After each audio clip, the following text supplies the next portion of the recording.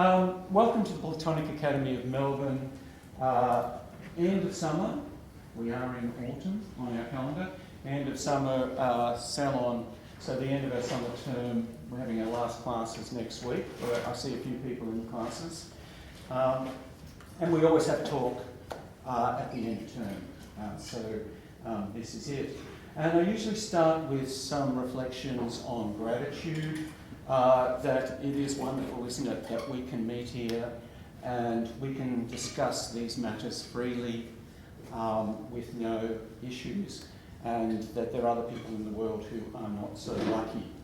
And some of you might know we had in Twilight Term last year Morteza dialing in from Tehran, and today over there it is New Year's Eve, Nowruz Eve, in Iran, but not much to celebrate. Australia is at war with Iran, although no one seems to know why. And of course we haven't heard of Morteza since the bombardment, and we just hope he's safe with his family beside the Caspian Sea. Okay, so yes, isn't it wonderful that we can meet here and chat about these things. Also want to acknowledge the traditional owners. This is colonised land that we're meeting on. And I'd like to thank all the members of the board, the members of the Platonic Academy for supporting us. And this is a free event, and a lot goes into organising this. So I thank them for helping organising this and generally organising Platonic Academy events. It's free. If you want to keep us going, keep coming to our events, that's great. If you enjoy this sort of thing, then keep supporting us. You can become a member. You can leave a donation at the end of end of today with John, our treasurer over there. And if you've got some cash, you can put it in our little red tin. So see John about that if you'd like to donate, or you can donate on our website. All right. So, as you might know, Fabio was scheduled to speak today on Plato's path to transcendence. I know that Fabio saw sympathy between Platonism and Eastern esotericism. I also see great sympathy with the Eastern traditions. Indeed, what makes the Western distinctly Western is the prevailing Aristotelianism, which also obscures Platonism. But to speak about transcendence, Eastern, Platonic or otherwise, is never easy. And I was keen to see how Fabio was going to approach it. But he pulled out without any reason, and I do hope he's okay. So I'm going to give it a go, not without some apprehension. I wouldn't normally speak on a topic like this at a public forum. Transcendence of any kind, in any tradition, is hard to approach in words. Like, what are you talking about today, Bernie? I'm talking about what can't be talked about. How are you going to do that? Well, I'm going to point to it. Point to a shared awareness. And of course, if you don't have that shared awareness, then it's pointless. It just sounds silly. You can't just dive straight into it. But here's what's wonderful about Plato. You don't need to. As guys in the class know, you can just get into the dialogues by reading the discussions at a superficial level, as we mostly do in the classes, and only then get to the deeper stuff when you want to, if you want to. At first reading, you see the drama of the discussion, the word plays, playful, funny, silly. You follow the arguments, which are curious in themselves, sometimes familiar, sometimes obscure, and just convoluted, and you just skip those pages. But then it's like, hang on a minute, what's going on here? The arguments are all demolished. The trickster Socrates is playing with your mind.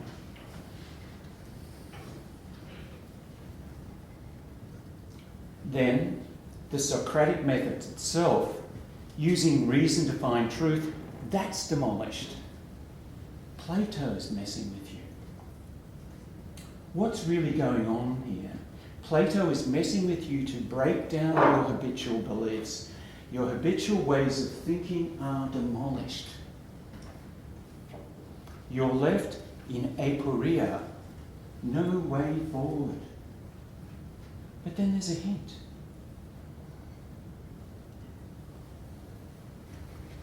There's a hint of a path to transcendence.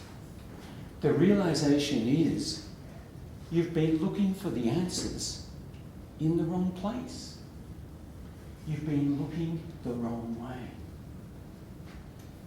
The path is the other way, but you must take the path yourself. Plato's not going to give it to you on a plate because he can't, because it's transcendent. He can only point you in the right direction because you already have the wisdom in you. You just need to pay it attention. Esoteric, yes. Transcendental, yes. Beyond the senses, beyond words, yes. Beyond argument. But they're all along within you.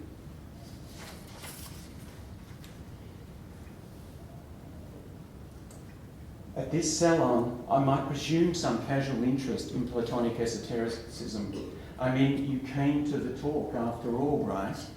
Or maybe you came for the carrot cake. Still, there are so many difficulties for me and for you as an audience. I rarely see successful public speaking about transcendence. Alan Watts, does anyone know him? We did do a course on Alan Watts. Perhaps he does it best of all. Long ago I used to read Alan Watts's marvellous books, but now I see all these public lectures that he did in the 50s and the 60s on the internet. Zen Buddhism, Taoism. He was a very artful speaker, but not a Platonist. In Platonism there is, of course, the Neoplatonists. They were deeply into the transcendence. And then there's the Christian Platonists, right up to Nicholas of Cusa in the Middle Ages. But we're not going to start there today. We're going to start with Plato in Plato's dialogues. So is that enough hedging? Should I get going? We'll give it a go. Let's start with the allegory of the cave. Who knows the allegory of the cave? Most people do. And sometimes it's the first thing people learn about Plato. I'm not sure exactly why, but it is important. The allegory is in Book 7 of the Republic, deep within the section where Socrates is giving the great lesson. Approaching the higher teaching about the ultimate unity of all, because he's talking about the good society. He calls it the form of the good. But it's transcendent. It's beyond being and beyond knowing. You can't say it. You can only talk about it, or talk about its offspring, as he says, through allegory. Socrates uses the metaphor of light and sight. Sunlight and sight standing for all the senses. And by analogy, it also stands for insight, introspection. Notice how we still use this analogy today. So the allegory is an allegory of light, of sight, insight, enlightenment. Now, do you remember the scene? Prisoners, there's a wall, strapped with their hat, strapped down, looking straight ahead. I'll do it over there, looking straight ahead at a wall. They can't even see each other looking. All they can see is these flickering shadows on the wall. That's our objectified reality.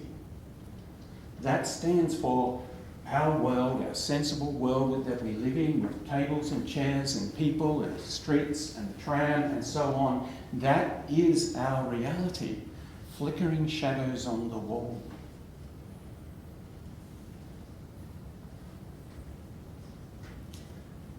But we don't know, because until one of the prisoners stands up. The prisoner is released and stands up and looks behind and is blinded, can't see because there's so much light, and then he realises what's behind and what's going on. There's a fire over here. There are all these shapes being moved up and down along a walkway behind them, and that's projecting shadows onto that wall.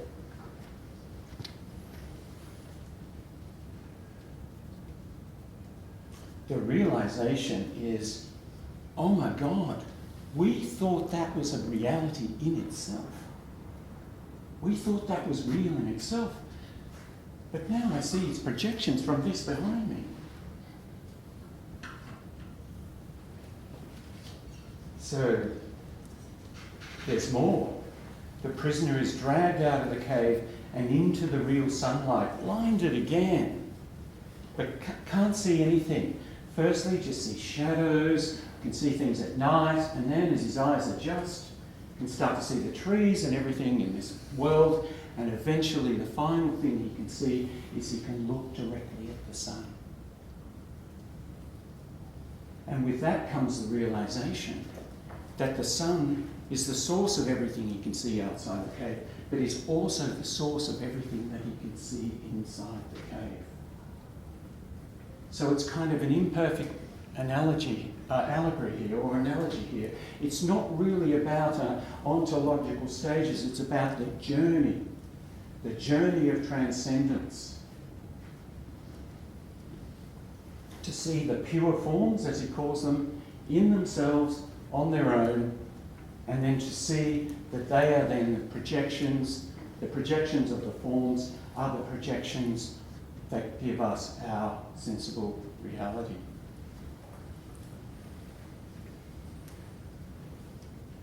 All is in this inside the cave has its source in the sun, in the form of forms, in the form of the good. And remember, light and sight is standing for all the senses. So the flickering shadows of light stand for objects projected, constructed by all the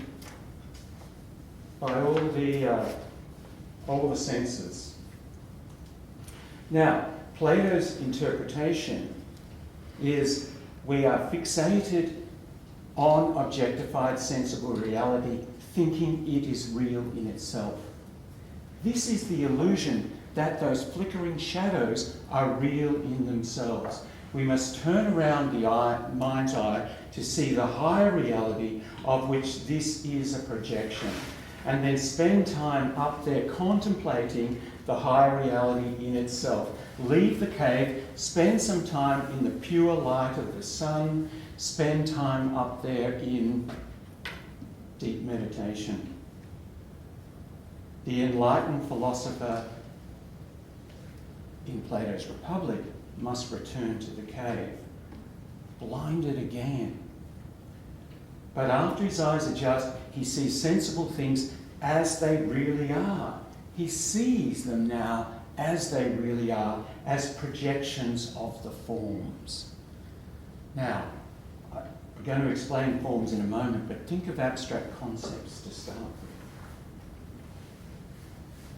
But first, notice that sensible reality is not an illusion for Plato. You often see in Eastern mysticism, or at least in interpretations of Eastern mysticism, that the sensible reality is a fiction, a fantasy. The life I live with my family and friends going to work is an illusion. Morteza escaping the bombs in Iran is an illusion, a fiction. I eat, I shit, I get sick. I care for my aging mother. It's not real. This is not the Platonic view. What is the fiction and the illusion for Plato is that reality is reality in itself. That objectified reality has an independent external existence in itself. And that is wrong. That is the illusion according to Plato. And that is very different from the normal view, right? Normally, with modern philosophy, it's like, sure, there's the appearance of the object. Every object has its appearance, but it has this reality, this material reality beyond the appearance. You know, it's there when I turn away, whatever else. It's there. It's essentially, that's its independence. That's its reality. That's the way it's normally seen. This is broadly defined, from a Platonic point of view anyway, as materialism. Most modern philosophy is materialist in this sense. This materialism is rejected by Plato. This is not the Platonic view. For Plato, there is no independent material reality of things in an external world beyond my experience of them.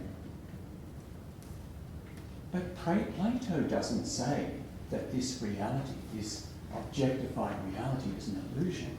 He just says it's a lower reality.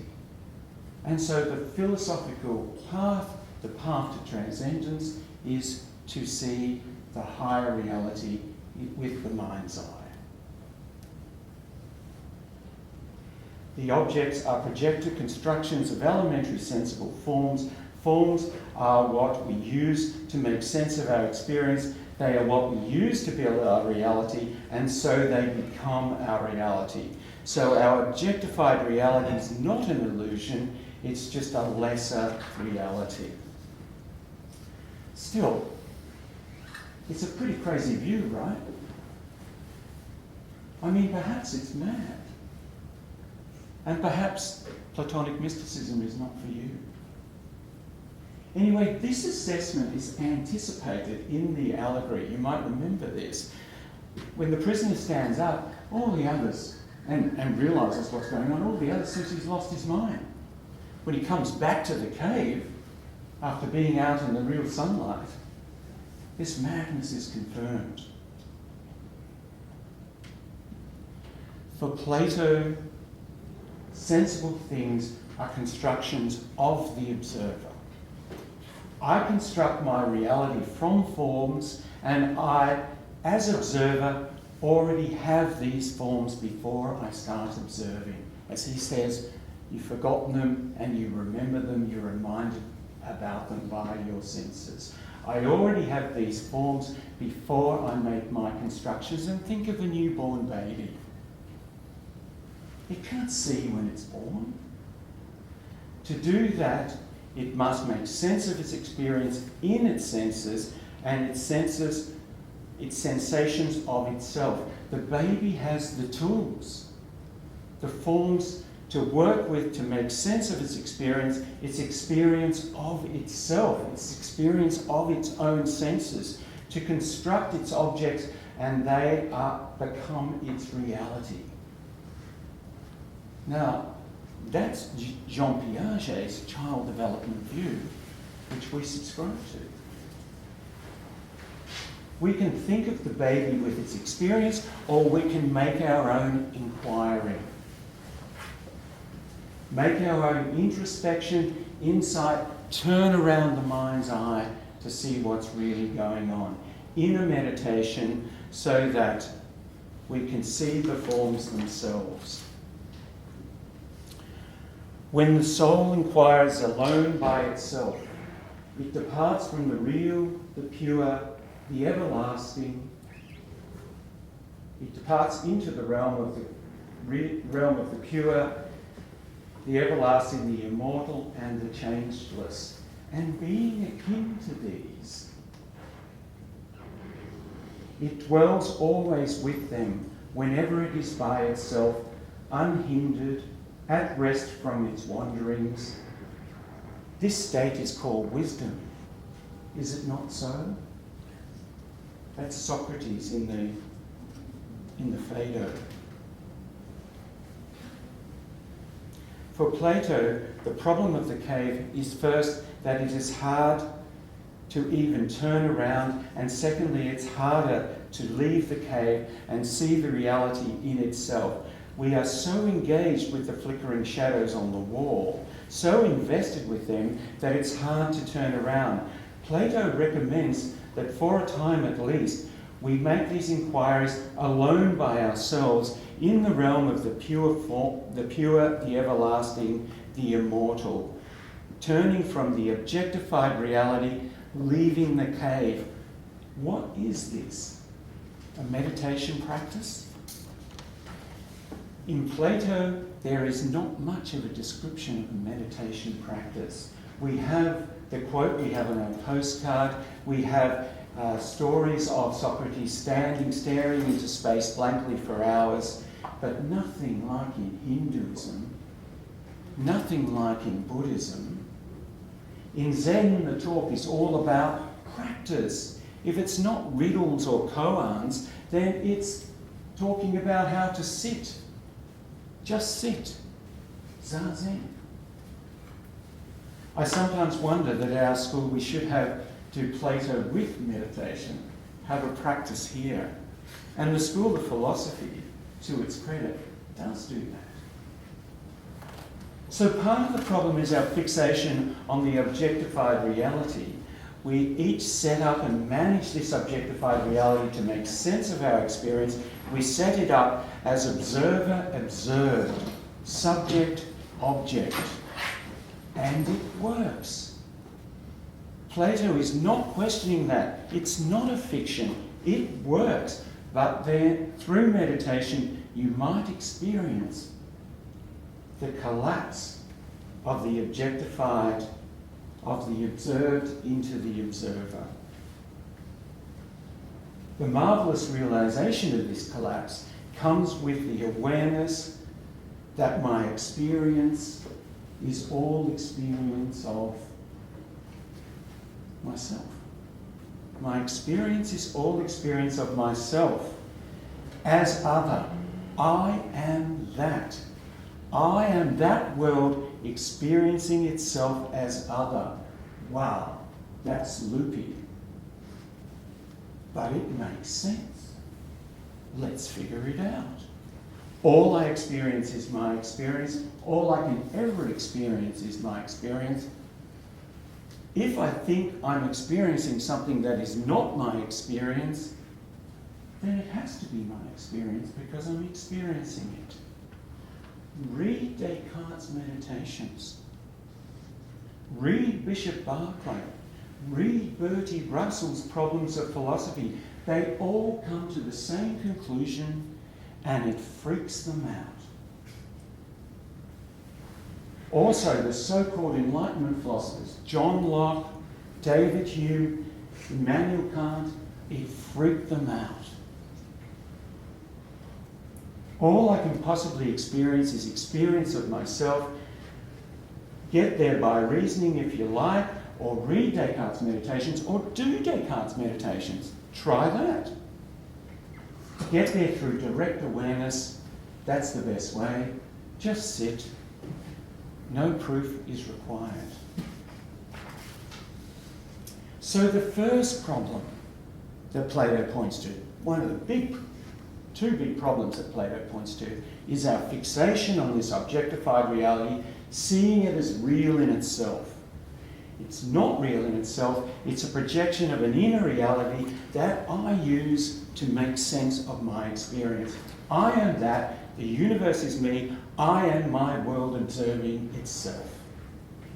The fixation on objectified reality is one of the problems Plato points to.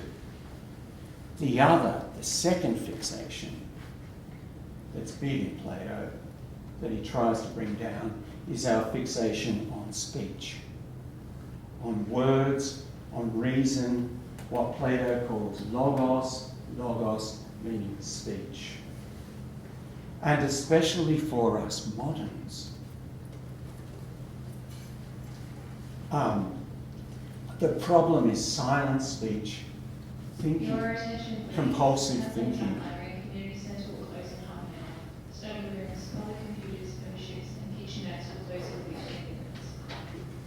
Now remember that Plato, again, is not anti-thinking. Thinking is good. Think of the dialogues. thinking about what I'm experiencing, making more sense of my experience, judging, deciding what to do, anticipating, planning ahead. Even worrying can be good. But we can't stop it. We can't just turn it off. I wake up and I start thinking. I take a rest and I continue thinking. I fall asleep while I'm thinking. These days we take a break by diverting our thinking. We read a book, we watch Netflix, we scroll. I take a break from one sort of thinking by diverting my thinking to another sort of thinking. When was the last time you just sat? Just sat. When did you last just sit and let your thoughts ebb away? Or just walk? Or did you take the headphones? Or just drive? Or did you turn on the radio for company? Sitting on the train, watching the river flow, listening to the river flow, listening to the wind. Notice how sometimes when your thoughts ebb away, these can be your most creative moments. You solve that problem that's been unsolvable for ages, sometimes like a flash, or you see another way, lateral thinking. Perhaps our narrow focus on thinking about it gets in the way of the answer. But even more than this, what about unthinking consciousness? Being conscious but not thinking. When was the last time you were awake and conscious and you weren't thinking any thoughts, any words at all? Most of us can only do this in meditation practice. And even then it's hard. The harder you try, the harder it is. But they say it's quite an exceptional way to be. Alone by yourself, as Plato said. Unhindered at rest from its wanderings, the soul at rest from its wanderings. No projected reality and no thought. Experience yourself, yes, but no judgment of your experience, no remembering, no anticipation. Why do I point to this? Why do I say unthinking awareness is important for understanding Platonic transcendence? In my view, this can really help us understand Plato because Plato wants us to distinguish between the form of language, the form of speech, logos, and the form of knowledge and the form of reality, ontos, to which the speech refers. The speech refers to our knowledge, the speech refers to the being of things and forms. For Plato, logos, speech, reasoning, is not knowledge. Logos only gives an account of what we know. The account of what I know is not the knowledge itself, just like the account of what I'm experiencing is not the experience itself. The account of reality is not the reality itself. Now, this can be obvious when we're speaking about sensible reality. What are we doing here? It's such a lovely sunny day. Okay, so I'm using the word sunny day to describe the reality of the sunny day that I know. Now, the words I could use in another language, right? The words I use, the reasoning, the sentence, the statement, is not the reality, and it is not my knowledge of the reality either. So he's trying to make us see that difference because that difference is important. But it's harder to see the difference with conceptual knowledge.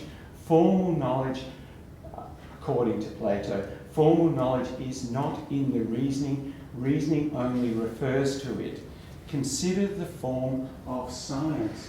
Consider the form of the forms in mathematics. Oh no, he mentioned mathematics.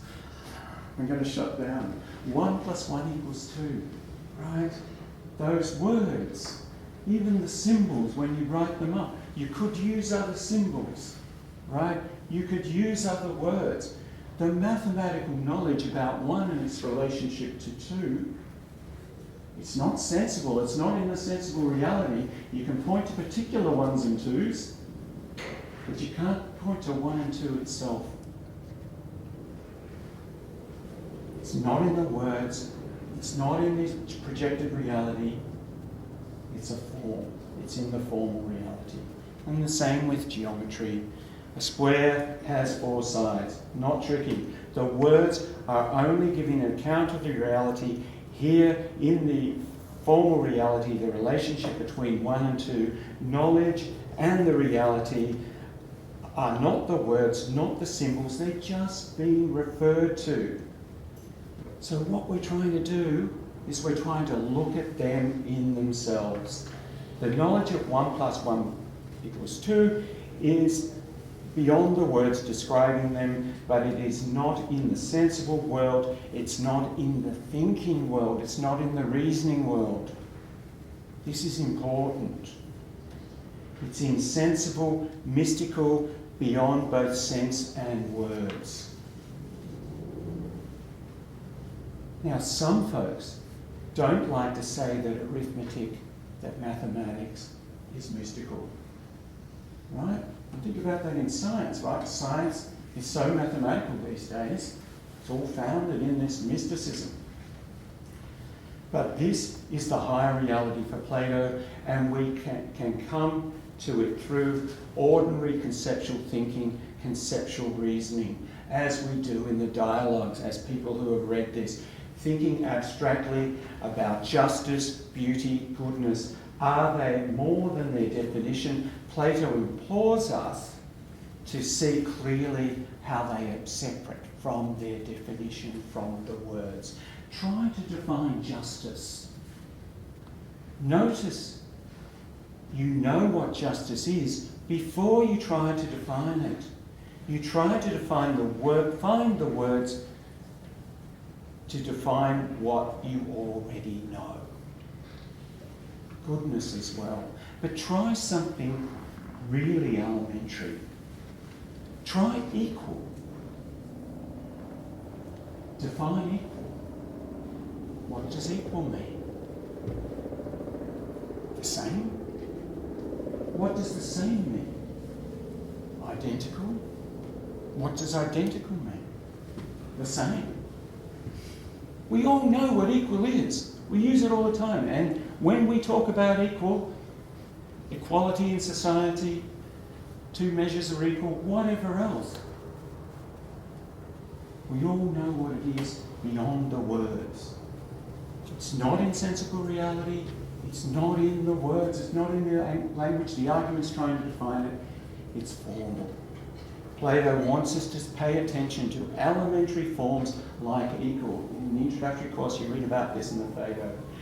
We all know what it is. If I fail to define it, does that mean I don't know it? If I fail to use it properly, it might mean I don't know it. Plato is asking us to try to see clearly the difference between what I know and what I reason about what I know. If you don't see this difference clearly, then you can get confused. Modern philosophy suffers this confusion. Modern philosophy abhors mystical foundation. Modern philosophy tends to reduce the formal knowledge to the form of reason. For Plato, reason is only a form of communication. We communicate what we know using reason. We refer to what we know. We name it, we use it in our communication. Yes, language is how I bring my construction of my reality in harmony with yours. And that is what we're doing right now, right? I'm saying, maybe you see it this way. Try seeing it this way. I'm bringing my construction into harmony with yours and with everyone else's. Of course, only if you want to play. Because two people have to play this game, don't they? In communication.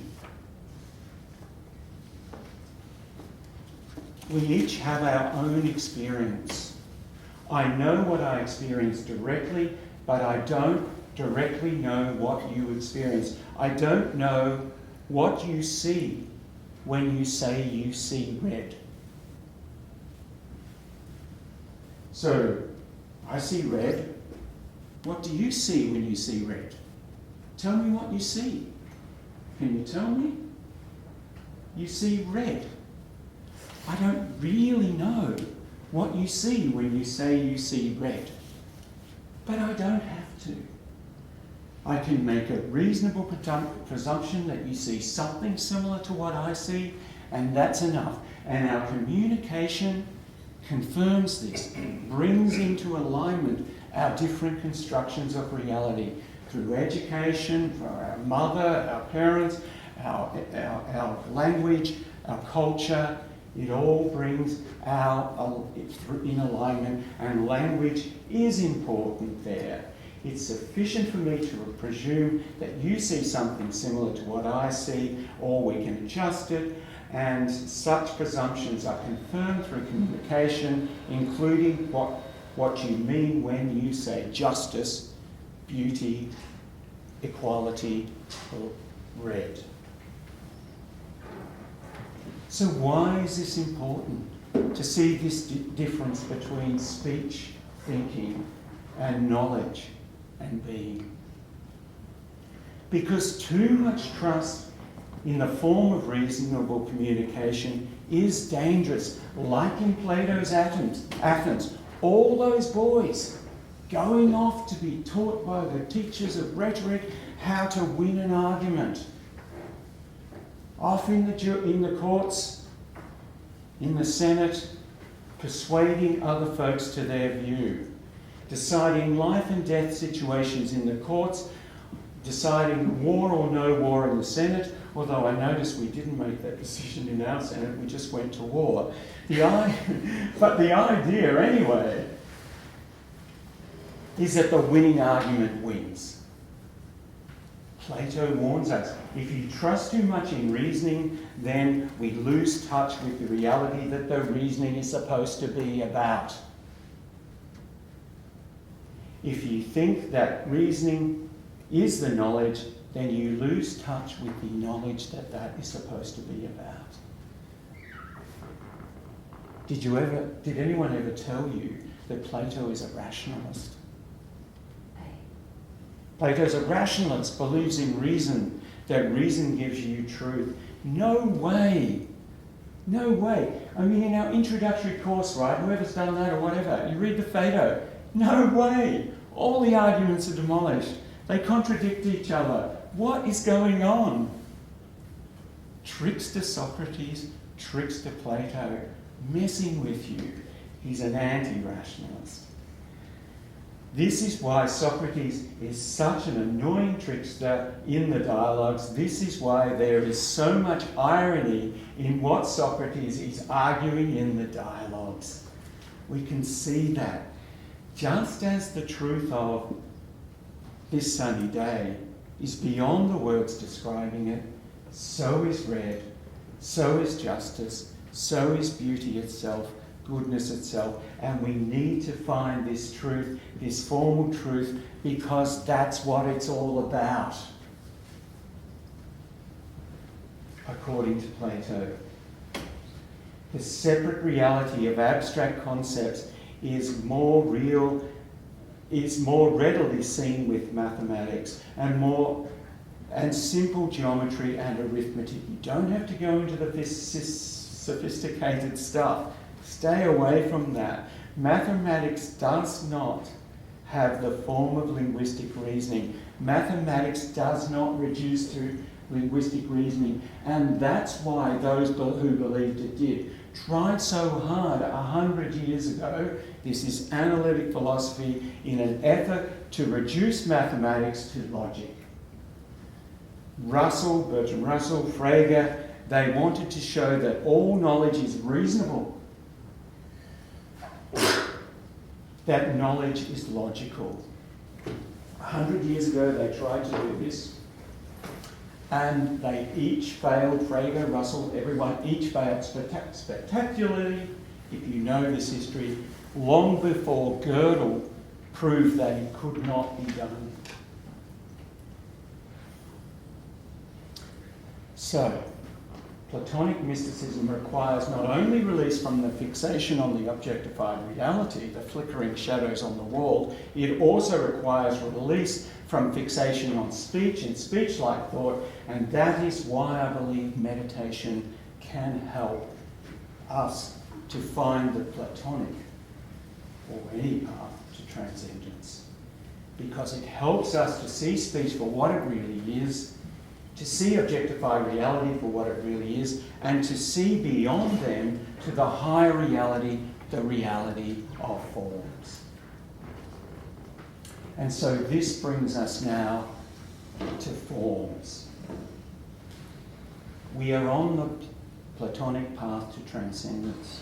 We're releasing ourselves from fixation on the shadows and fixation on speech. So what then?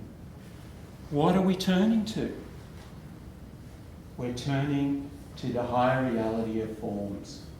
So what is this form of reality? In what sense do these forms exist? Well, there's so much misunderstanding about this. If you go to university, they will give you some really weird explanations. And most of the misunderstanding comes back to Aristotle. To Aristotle's interpretation of the forms theory and then his critique of it, his demolishing of it. You see, Aristotle's view is based in a rejection of mysticism. You can read this at the beginning of the Metaphysics. Pythagorean mysticism, mathematical mysticism, Platonic mysticism, he says they're more or less the same, and then he says, no, we're not doing that. We've got to have a material foundation for our reality. It can't be all mystical. So let's forget Aristotle, forget what you've ever been told about the forms, and let's approach it from the way Plato approaches it in the dialogue.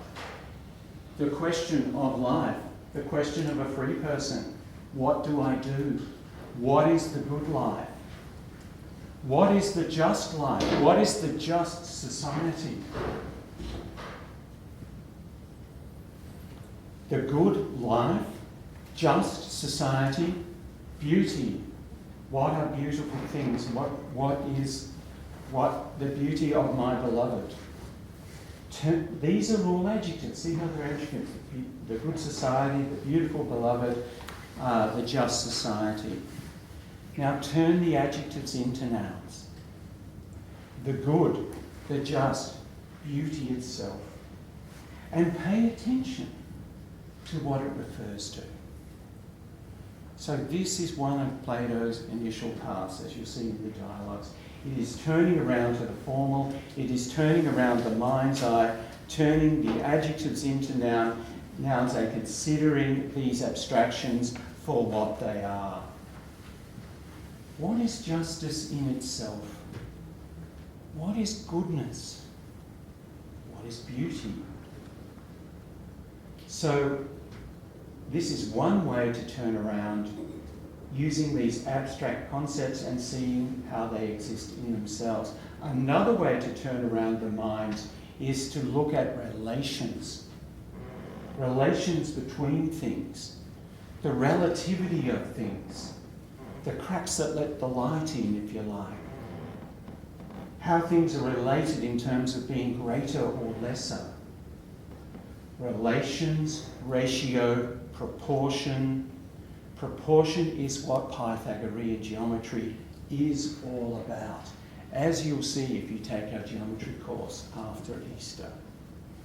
The Pythagoreans see this in musical ratio even before Plato. In the principle of harmony, 1 is to 2, the octave. 2 is to 3, the fifth, the dominant tone. 3 is to 4, the fourth tone.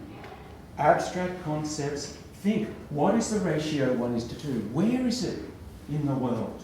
Where is it in reason? What is the ratio 1:2? The octave. Where is the octave? And what in the musical octave is it? Well, I can show you. I can take a piece of string, I can pluck it, and then I can halve it and pluck it again up an octave. I can take a metal bar from a xylophone, bang it, cut it in half, bang it again up an octave. It's in every single physical thing that vibrates. The Pythagoreans thought they had discovered the mathematical laws of nature, and they had. Formal laws, insensible laws, expressed by every vibrating object. And go to particle physics now, modern particle physics. It's not about particles. It's about resonances and resonances in harmony. It's music theory. It's what the Pythagoreans said. And consider the simple circle. I'll draw a circle. For Black Books fans, I've always wanted to do this because when Fran got the job, she drew a circle. But that's not because of that.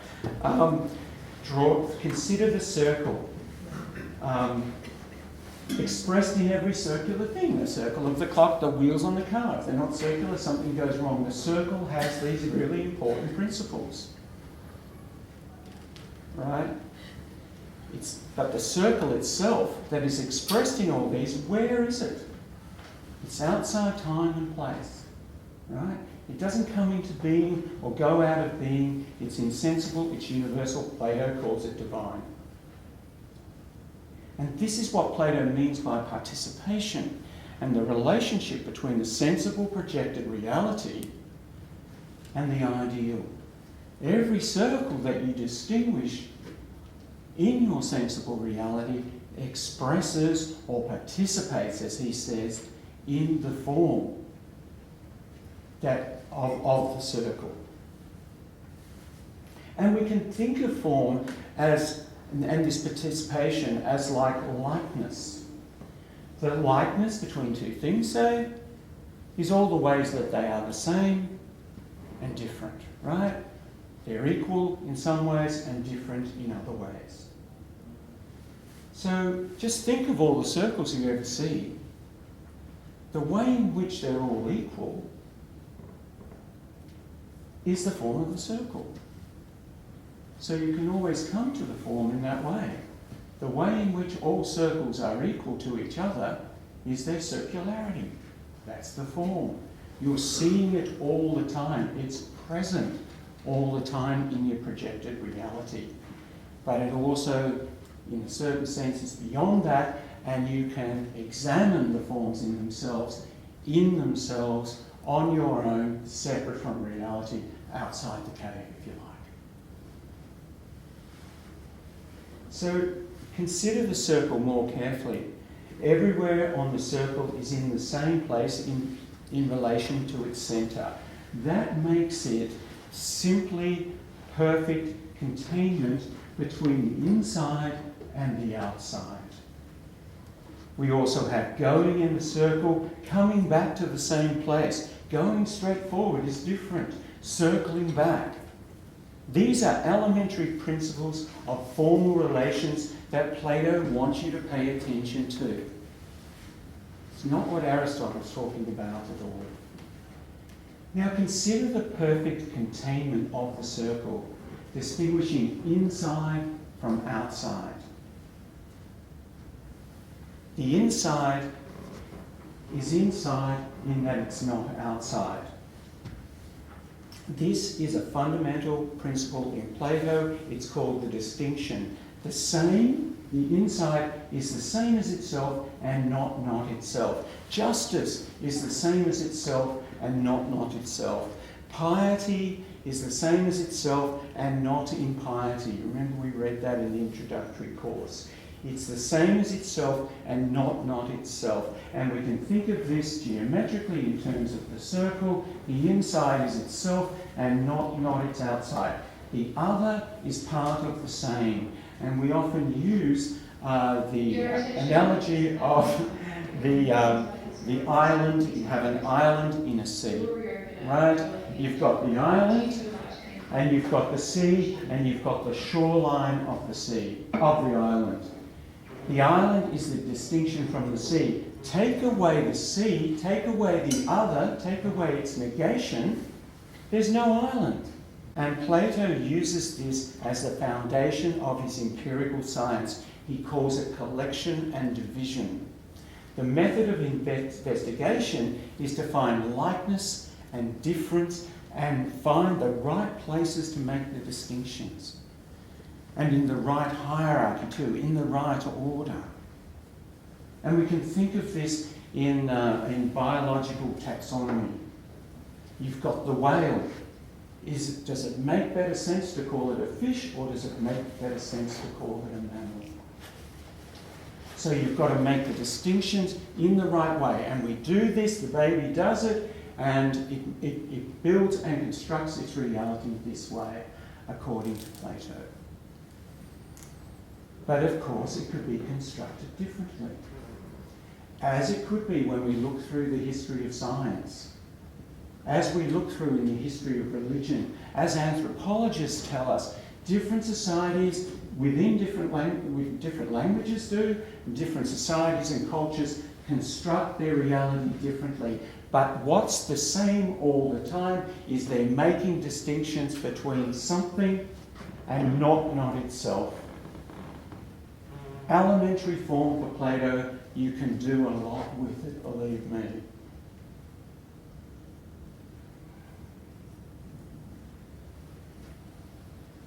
And so, and can you see how it could how it could be arranged differently? That's right. And so it's the same for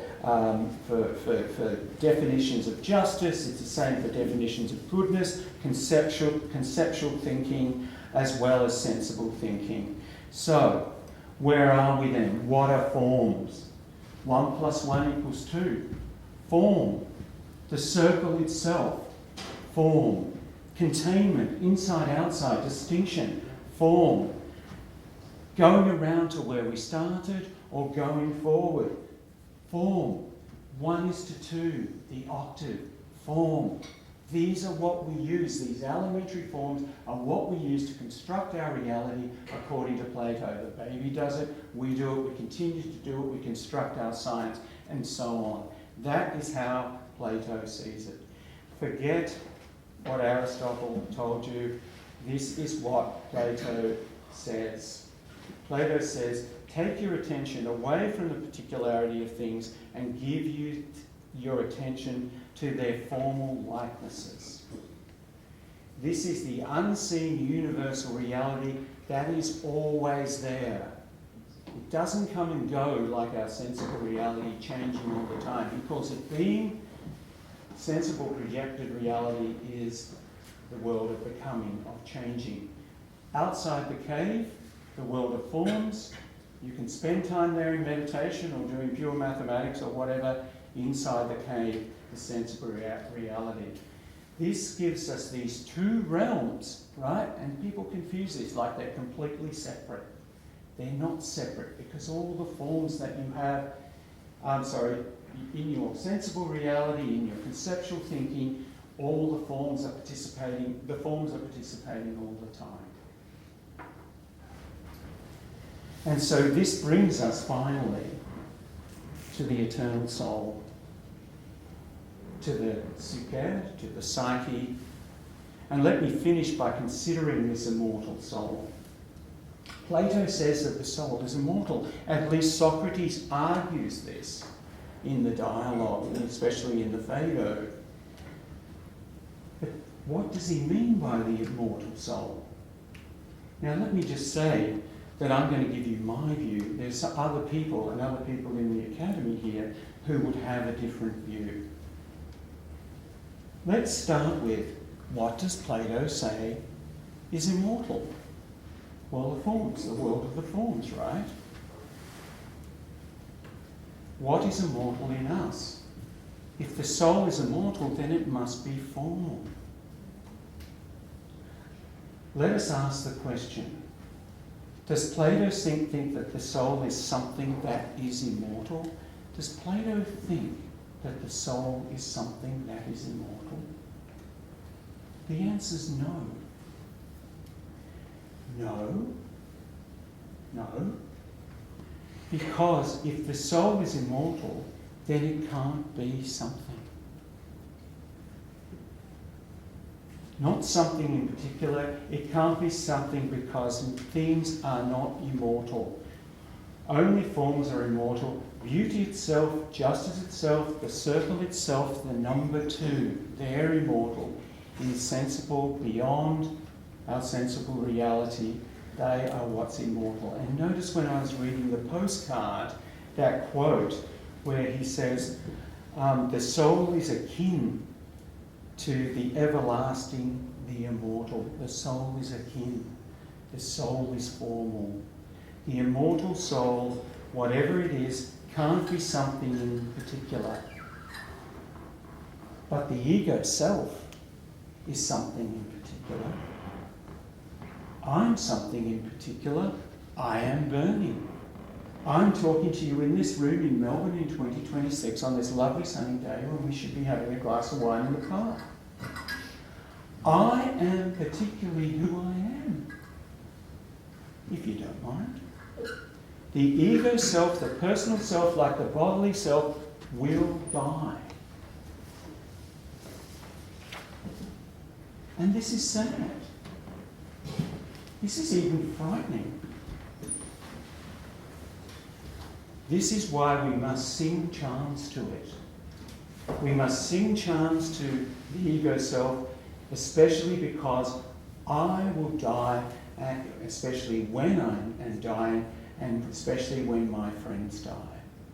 This is why we have these marvellous tales of the afterlife, and we're reading them in the myths course at the moment. We must charm our ego self because it will die. Now remember how Socrates also says in the same dialogue, in the Phaedo, we're doing the introductory course, the Phaedo, after Easter, if people want to read this. It's an amazing dialogue. Remember how Socrates also says, he says that philosophy is a practice of dying and being dead. And remember, I had to give the warning in the class, maybe give the crisis line number. Philosophers are already half dead anyway, he says. Remember how Socrates says that the practice of philosophy is all about detaching from bodily concerns, breaking attachment to sensible reality, detachment from desires and fears, detachment from social vanities and aspirations. Philosophy is the practice of being dead. These are all quotes from the Phaedo. The death of the bodily self, the death of the social self, the personality with a name in this room today will die. Okay, so wow, but who is doing this detachment? Who are we talking about here? Who's the actor? Well, that's a tricky one. We should become aware, according to Plato, become centered in a deeper self, the non-ego self, the non-social self that never dies. And this is nothing at all. What survives is non-self, no thing. The answer to the riddle of immortality is that nothing is immortal. Now, in Christian mysticism, this is the teaching of the cross, according to Erasmus. He says this anyway. The death of the bodily self is resurrected in divinity. You die in your personal self and you are resurrected in divinity. That's the teaching of the cross according to Erasmus. Not a physical resurrection. How profane that interpretation. You will be born again to divinity. Beyond observer observed, beyond being and knowing, beyond reasonable affirmation and negation, beyond itself and not non-itself, beyond distinction. In this void, the individual self, the individual soul finds union with the world soul. The true and deep connection between us all. The nothing at all is the oneness of all. Plato's practice is to turn around the mind's eye to see this, to stand up in the cave, to look around and practice looking that way, and then to leave the cave and find the path to transcendence. Thanks.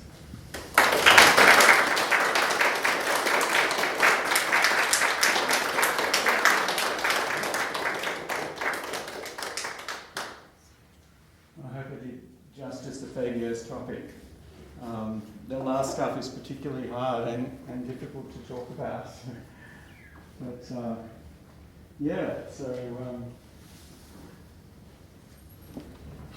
any comments? Any questions?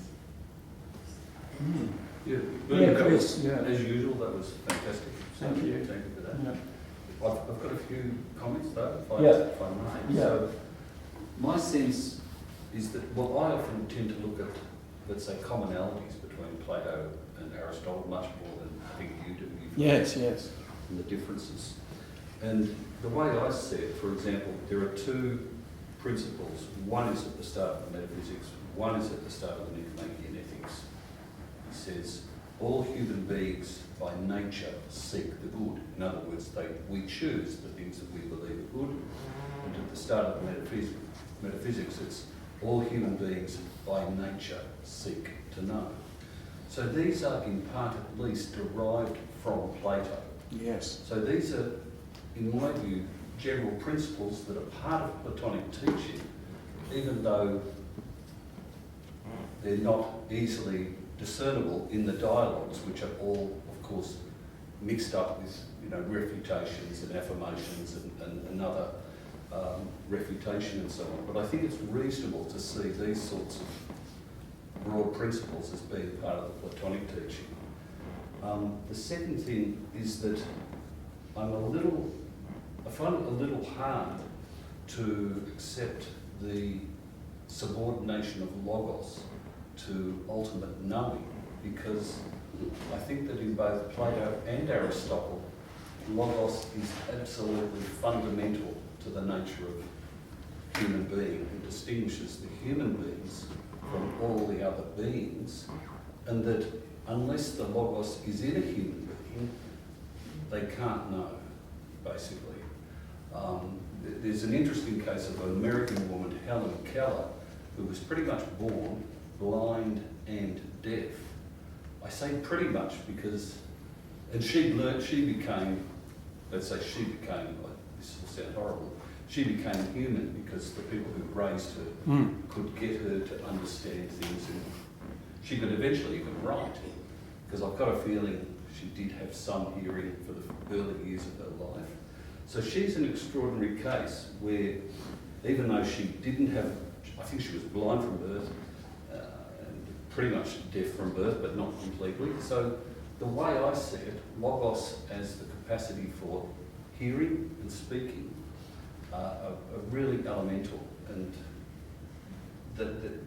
And the other point that you, I think, alluded to, you find in the 7th letter in the Phaedrus, and it's this, that Plato says that we talk until the cows don't come home and we can get the outlines of something, but that results in a kind of spark to get to what your point is of illumination illumination, like a pure seeing, which is, I think, a part of mysticism, but it's not unconnected. It's linked to the discourse and the poetry that comes before it. Third point, but I'll as quickly as I can. So what something is, we can say, oh yeah, that so and so is this, and talk about it. But for many things, and this is particularly in the Christian tradition, it's via negationis that we nail it down by carving bits off the block. So you never know it completely, but you can get a clearer shape by saying what it isn't. You know, and I think this is important in Plato. And the last thing I'll say is this, that there's no, obviously, and to me it's obvious, there's no completely just society, and most laws are not completely just. It's impossible to get to an ultimately just society, partly because of the nature of the species, but also because it's something we can only intuit or sort of imagine, or, yeah, I'll put it that way. So to say we are all equal, yeah, we all have an intuition of that as citizens in a democracy, or as Christians, or as whatever. But the meaning of it is not self-evident, and that's why when there's cases in the courts these days about was I treated equally, was I discriminated against on the basis of this or that, there will be arguments about it, and there will be arguments about laws which say you have to be treated equally. Was I treated equally or not? You know what I mean? So these are just a few points that I wanted to add. Thanks, Chris. Okay. Oh well, I can address a few of those. Firstly, that thing about being treated equally and so on. Was I treated equally?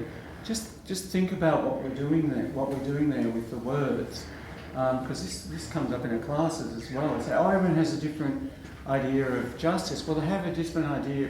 It actually seems to work that we say they have a different idea of what justice is in this particular circumstance or that particular circumstance. But you were using the word equal. People have different ideas about what is equal. I would suggest to you, or Plato would say, that we have a mutual understanding there of what you mean by equal, even though, as Plato would say, it's expressed differently in this argument or that argument about what in a particular circumstance is equal. So that's where Plato's heading with that. Now, in terms of like a just society and all that and what's going on there with Plato, well, the idea in the Republic, of course, in a way, in the end, he kind of says it's impossible and blah, blah, blah, but it's a good game to play. You know, it's a good game to play reading the 10 books of the Republic, or 11%. What the idea is that the philosopher rulers, right, they go through this process, you know, maybe like the Dalai Lama or something, you know, that sort of thing, get educated, get taken, dragged out of the cave, you know, they're picked, you know, they've got the philosophical characteristics of potential to be a philosopher, they pick them out and they train them and take them to this enlightenment. That's the idea. So then they know the form of the good, and they know the form of the just, and they know all this, and therefore they will be good governors.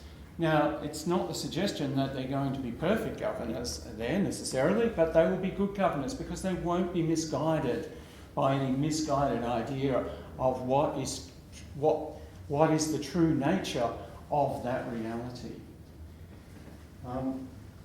In terms of logos and the importance for logos in Plato, well, of course, you know, he's writing these dialogues after all. He's using it. I mean, he's an artist with language. And so you'll get in, what is it in the Phaedrus, you know, this mythological invention of writing and saying how bad it's going to be, but he still uses it. He still uses language. So it is important to emphasise that it's just like sensible reality, you know, I still worry about Morteza. I still look after my mother when she's dying. I still get on the tram and go home. It's not a fantasy. Language is really good at communication. If we didn't communicate in all the different ways, I couldn't bring my reality into alignment with yours from the Platonic point of view. We each construct our own reality and we bring them into alignment through our shared language, through language, using language, and using it all the time, and also in every other way where we can make the reasonable presumption that your experience is similar to mine, but I don't really know. So language absolutely is important for Plato. It's just this fixation on language, and this, for Plato, it was especially with, you know, their system, their democratic system of debate and everything, all those teachers of rhetoric focusing on persuasion. We can think about it in the law courts when you go, you know, my wife was an expert witness, and, you know, the first thing the lawyers tell you, it's not about what is true, it's what about's admissible, blah, blah, blah. It's all about the argument. Parliament, you know, and then you sort of think, oh my God, we've lost touch with reality. It's that sort of thing. He saw it as dangerous. This fixation in, and also I was bringing up as well, because this is the anti-Platonism that we get now today, which makes it so hard, is this general understanding in society, but especially in modern philosophy, that there's no difference between reason and knowledge, right? No difference between it, because people tend to think, oh, well, what is different is the sensible objectified reality out there, and of course it has a different form. But for Plato, it's all form, right? And what happens is that language refers to the forms. The language, and you've got to pay attention. If you don't see the distinction, you can't pay attention to the forms.